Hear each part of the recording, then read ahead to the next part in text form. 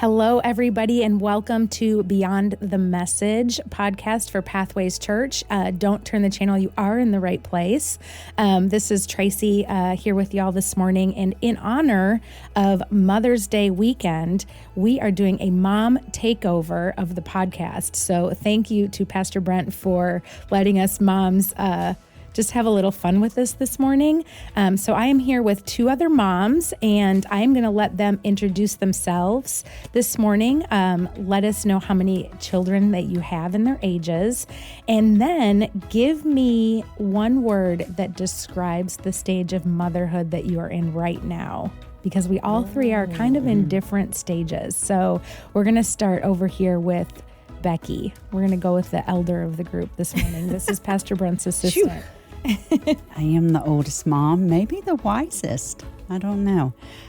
Becky Wallace. My name's Becky. I have one daughter, Stacy. She's 37 years old. And that's a tough question. One word. I would have to say lonely. Oh. Do you want me to expound on that one? Yes. Yeah, absolutely. Just because of where I'm at. I'm not taking kids to school. I'm not doing all that. Stacy has her own family. And I think when you get to this chapter in your life, the roles start to reverse a little bit, where sometimes she's the parent. So it's a good thing, but it's not what it used to be. It's different. And then we'll go over to Miss Jeanette. Hello, I'm Jeanette Bruce, and I have three little girls. Well, one's not so little anymore. I have a 4-year-old, almost 5. I have an 8-year-old and 11-year-old, Millie, Maisie, and McKenna. And I don't know, my one word is hard, because I feel like there are so many words, especially... Wait, is hard your word? No, hard is not my word. We already got lonely. Let's be a little more uplifting for the mothers. No, let's be real. So I would say, we had mentioned it before, I would say chaotic. But can I say chaotic by choice? Mm-hmm. So I homeschool, and we always have a lot going on. We're in the middle of a move. We've got 3 little girls, like I mentioned, and it's chaotic, but it's a beautiful chaos.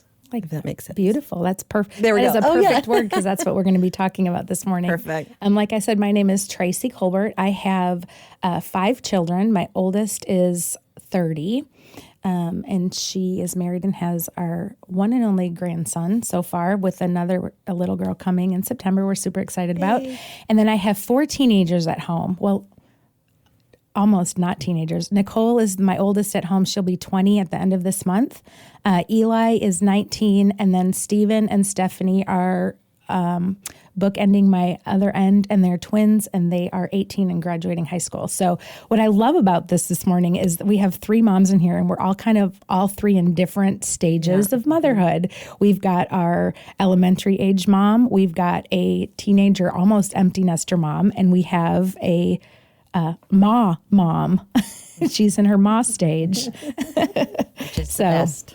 Yeah. So because of Mother's Day this week, Pastor Brent went back, and we're in this series called The Series That Made Us, and celebrating 30 years of the church. And so he went back to a series called Beautiful that we actually did 9 years ago. I can't believe it's been 9 years.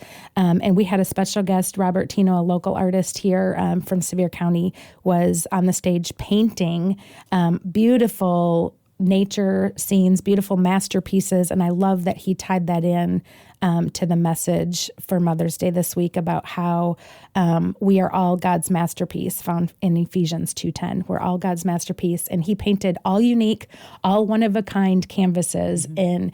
And I just thought that was really fitting when it comes to moms, when it comes to our children, how important that is to remember that we are God's masterpiece, and we're all unique, and we're all one of a kind. Right. And that's super important to remember, even though it's super hard. Yeah, especially when, on social media, I feel like today as a mom, you already had before social media, there was always outside influence on what you should do. Or I'm sure, Becky, your mom was like, well, we did this, or this is how you should do it. Everybody has. And now you have all these influences and all these people telling you how you should be, and like a fake look into their world as a motherhood. So you feel like you have to live up to that or be like that. So it's really even more important to remember that it's good to be all unique and it's good to be all different. And you don't have to live up to some standard that the world says that you do. And Pastor Brent talked about that. He talked about how we can feel insignificant or incomplete, and that equals the ugliness. Like in a world that God wants to be beautiful, the world leaves with ugly. So what are some of the uglinesses that moms can carry? Like you said, comparison to other moms on social media. Comparison is a really ugly, especially for me when the kids were younger. And I think I'm getting more out of that now. But when you're first time mom and you're not sure what to do, so you're constantly like reading all the books, reading, oh, well, this person did this or they look like that. Even that like postpartum era when you're in this new body and you don't know how to feel in that body. If you want to talk about ugly on the surface, that felt very ugly and not sure where to come. Other surface things I found ugly were just all the dishes, all the laundry, with 3 little ones running around and they're not in the stage where they're really helping out around the house. So it really all falls on your shoulders and you're trying to be this good mother and good wife according to the world's standards. And that can feel very ugly. And it made me feel very ugly too, very just not living up to what I felt like I should be living up to. And but then the flip side of that, if you think about how God has designed everything and how everything has a purpose and everything is beautiful, you have to think about how long, because I had my first child at 37. You mentioned your daughter's 37. I had my first child at 37. I'm 47 now. And so how long did I long for laundry? How long did I long for dishes? How long did I long for hearing mom, mom, mom, mom all day long, and remembering how beautiful all of that is. And now that it's here, like really just taking advantage and looking at you ladies and realizing how quickly that's going to be gone. It does. It goes by very quickly. So that kind of touches base a little bit on just the comparison that moms face a lot of time, or that mom guilt. Yes. And I think no matter what age your kids are, that mom guilt is there and it's real. And I think we all think we're the only ones that feel that way. I get calls from my daughter all the time. Like, I feel so guilty. I feel so guilty. I'm not spending enough time with him. I'm not doing enough. I'm not, and I'm like, get used to it, because it does not go away no matter how old your kids are, And guilt can go a whole other way too, because I was not a follower of Christ when Stacy was growing up. There's a lot of guilt there because I was not a good role model. We took her to church, but we played church, like Pastor Brent says so many times. So there is regret and guilt in my past where my daughter would see some things she shouldn't have seen. And so I would say the word guilt in a whole different, not the mom guilt, like, oh, they didn't brush their teeth tonight and I yelled at them. But so that's a big thing. And I think it's super important just to send some encouragement out there to moms. No, you're not the only one that's feeling that way. You're not alone. And God never calls us to be perfect. He calls us to be faithful. And whether you're a mom or not, you might be listening to this. Maybe you heard moms and you're not a mom, so you've already turned us off. That's okay. But maybe you're here just to hear this morning, that God does not call any of us to perfection. He calls us to faithfulness. And that's super important to remember as a mom. Like, we are borrowing our children. They're not ours. God has given them to us for a short time, and God doesn't want us to be perfect. I think it's important for us as moms sometimes to show our kids and acknowledge to our kids that we're not perfect. Right. They don't have to think that we have it all together. We are going to mess up, and it's important to show them it's okay to mess up. I know when I think about my mom, now that I'm a mom, I'm like, man, why was I so hard on my mom? Same, yeah. Or why did I think my mom knew all the answers and had it all together? And now that I'm a mom and I'm like, I tell my kids, I'm like, I don't know what I'm doing. So I am going to mess up, let's just try to get through this together. And I think that's important to remember that. But Pastor Brent kind of gave us 3 prayers to help us deal with some of that ugliness in our life, whatever that might be, the mom guilt, fear, shame, bitterness, feeling insignificant, which is a lot for a lot of moms. So how do we kind of move through that ugliness to get to the beautiful? And he talked about restoration or renewal, restoration, and release. So that first one that he shared was, God, renew my mind with truth. Mm-hmm. So what did you guys have any thoughts on all that? Anything you want to add to that? I was just picturing like in motherhood when I was kind of, I wouldn't say at my lowest, obviously that was something that I like longed for, but I think, Pastor Brent always mentions too, like when you're alone, that's the worst place to be. That's when your mind goes to all the bad things. And it does for me. I know moms that when you're up late at night and everyone's asleep, but you're still dealing with whatever you need to deal with, or the crying baby or whatever it is, and you're just so tired and you're just not thinking clearly. There's a lot of bad thoughts that can go through. If you talk about like postpartum depression, a lot of women deal with that. And it says, he had mentioned Ephesians 4:22-23 about that God calls you to throw away those bad thoughts, not just like put them aside, not just try to think more on me. No, he says throw them away. Like they should not be there at all. And the way that we do that is to focus on him. And I remember feeling, when you talk about guilt, I remember during that time being like, how do I even have time to get in my Bible? How am I going to have this time to myself? How am I, and McKenna, my oldest, I would get frustrated when she would wake up in the morning and I was trying to have my Bible time, because I was like, I need God to be the start of my day so I can get through this day. And she would come in, and I remember being frustrated that this little kid was coming in. I don't know if you remember this, Becky, but you told me about this. You were like, just do your Bible time with her right there. It's okay. Like, I know that you want to have like your alone time, your quiet time, and I get that. But also, like, she needs to see you reading your Bible. And so I was like, okay, I'm going to do it. I can do it. And McKenna comes in one morning and she sits down, and I did explain to her what I was doing and why I needed quiet time. And then I was trying to hear from God before I started my day and start my day with God. And then the next morning she came in and she had her little picture Bible. And she sat down by me and she was quiet and she looked through her picture Bible while I looked through my Bible. And I was like, yep, this is what it is. This is what it's all about. And there's always time for God, and there's always time to put him first. And it's most important that your kids see that, and that they will follow in those footsteps. And it may not be me. It may be Colin in Club 412, because she's up in Club 412 now, but she still does her morning devotionals. And so it's cool as a mom to look back and think, hey, I wonder if like that came from me, and renewing that feeling of I don't have time to read my Bible. I'm frustrated by all this. There's too much going on. To, if I lead with Christ, my house will lead with Christ. Yep. I'm crying. When he mentioned renew, that to me is just like a daily thing that we have to do. We have to renew. We have to resurrender. And I just put those two words together when he talked about that. Well, and I think as moms, we're constantly pouring out.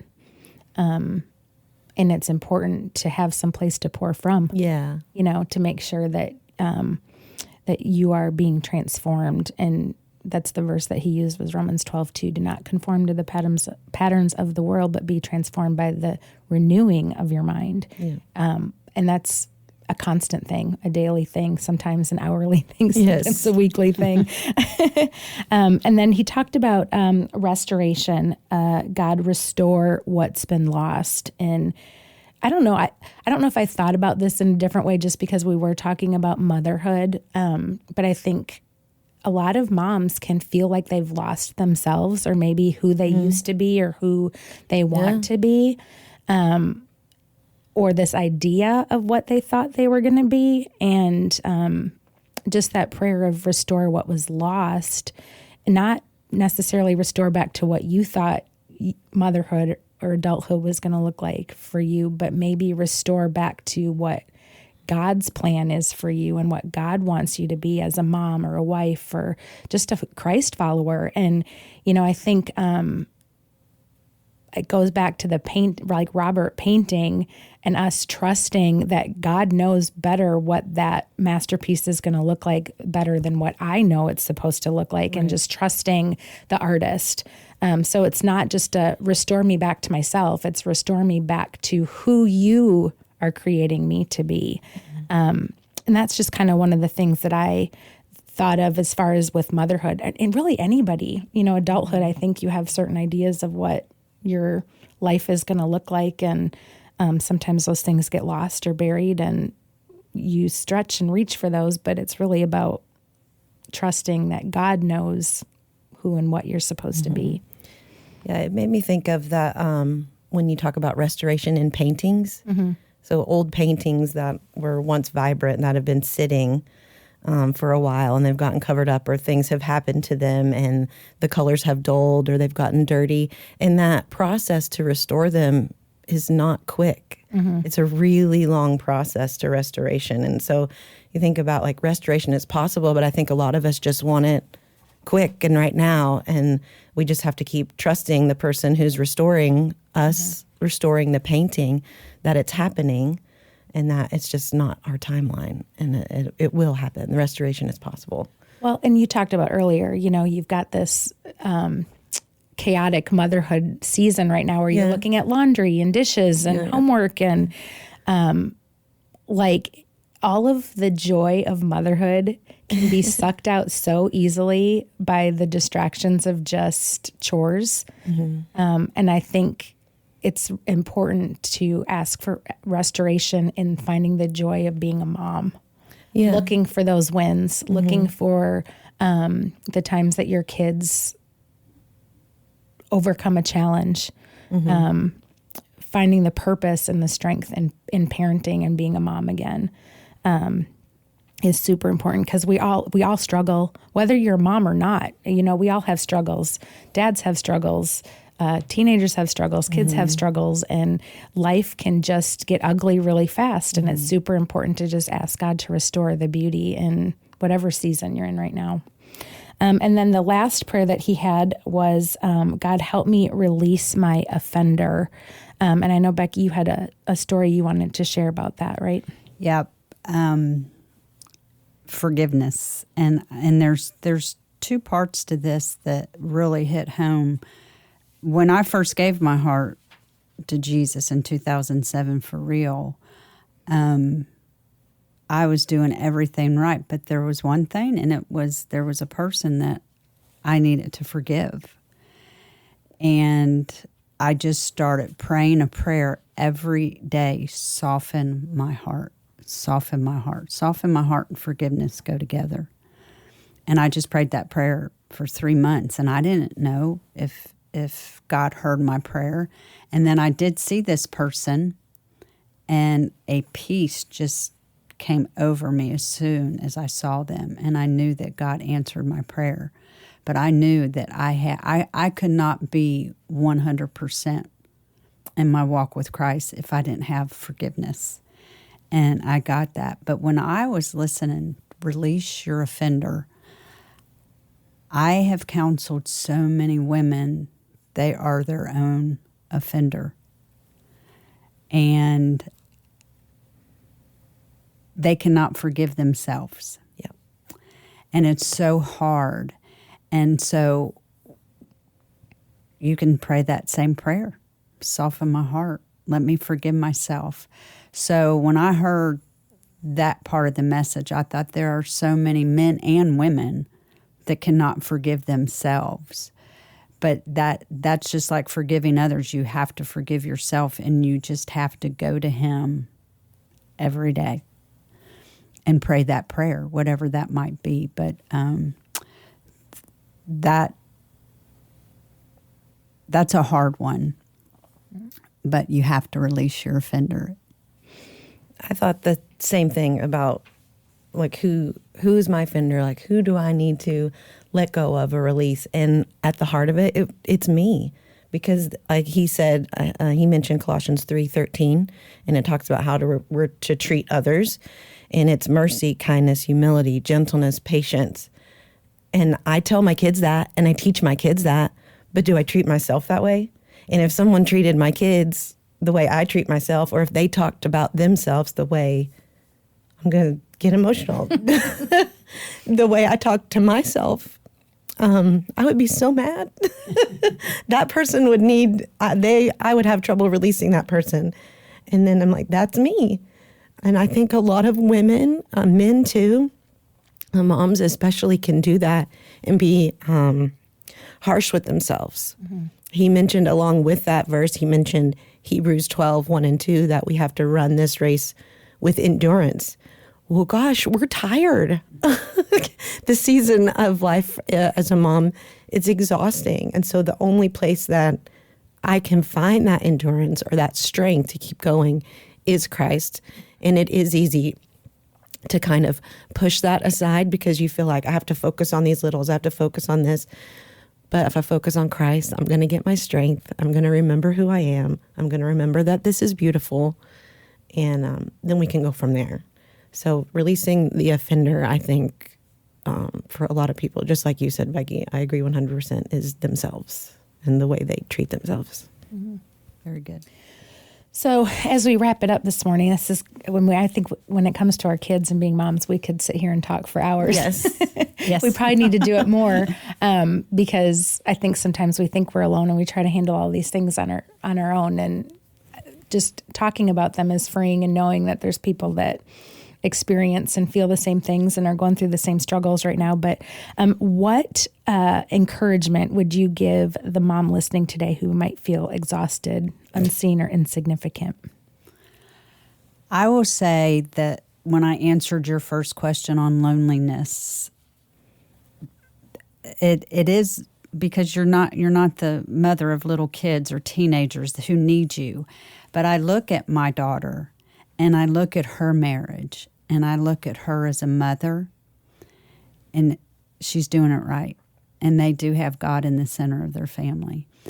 And just because roles are reversing, I need to be thanking God, which I do, that my daughter has a very good marriage and she's a great mom. Yeah. And she can handle things without this mom. Yes, she still comes to me, but that's how God intended it to be, for them to leave us and, have their own family.